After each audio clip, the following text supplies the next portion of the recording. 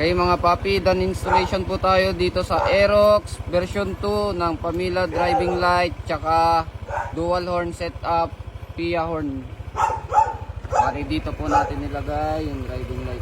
Sir, gumamit po tayo dito ng stainless LED bracket. At ito naman po yung mga ginamit po nating switch.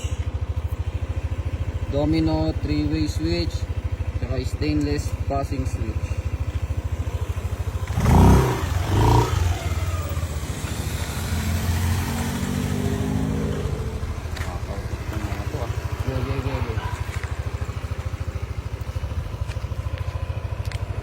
Low beam, white, high beam, yellow.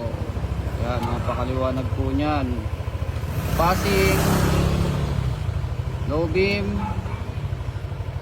passing, high beam, passing. Tapos dito po natin nilagay yung switch ni sir sa dual horn setup. Pag nakapatay po yan, stock horn.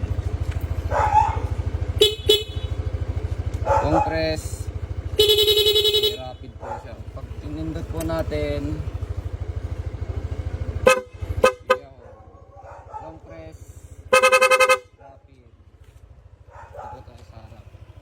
Rapid, low beam, rapid, high beam, rapid.